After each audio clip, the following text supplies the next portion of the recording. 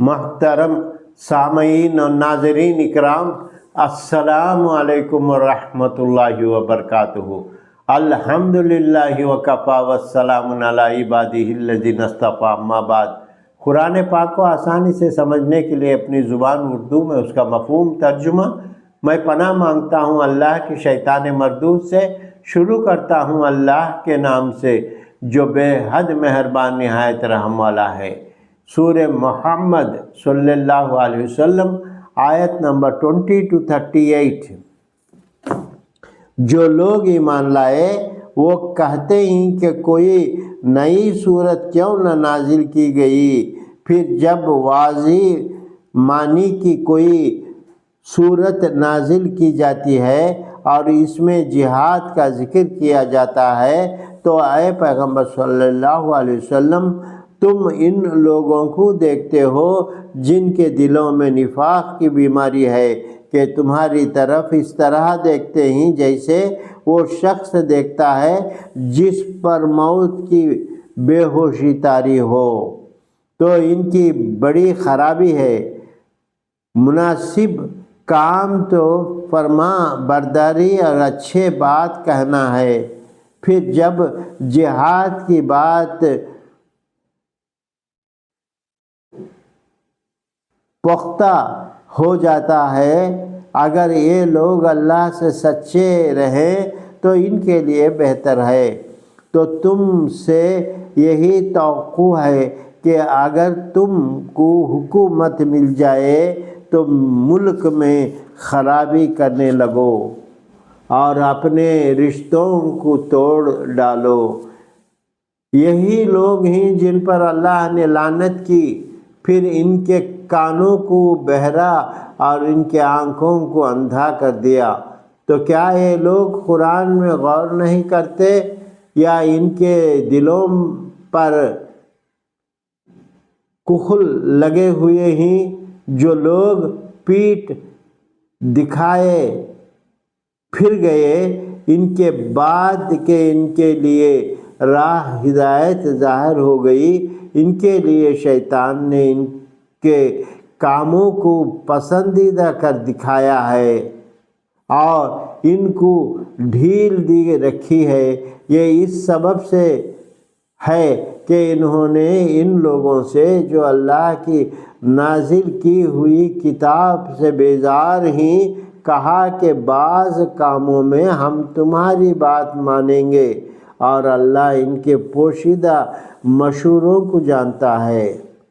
تو اس وقت ان کا کیا حال ہوگا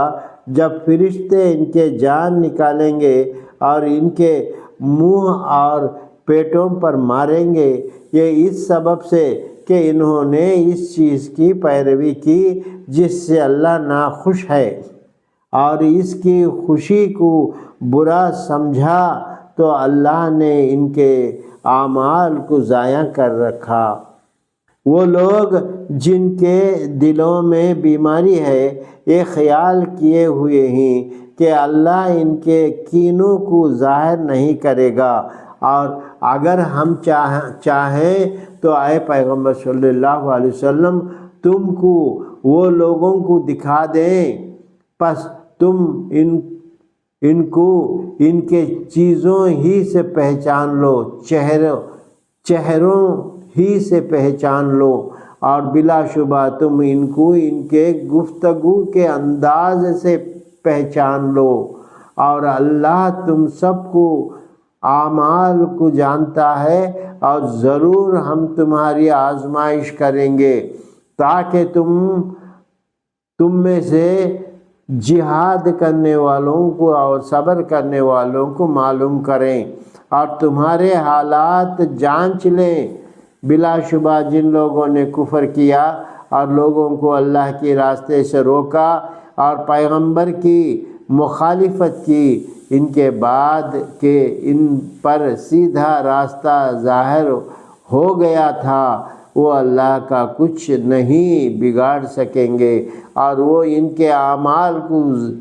ضائع کر دے گا۔ اور ایمان والو، اللہ کی اطاعت کرو اور اس کے رسول کی بھی اطاعت کرو اور اپنے اعمال کو ضائع نہ ہونے دو۔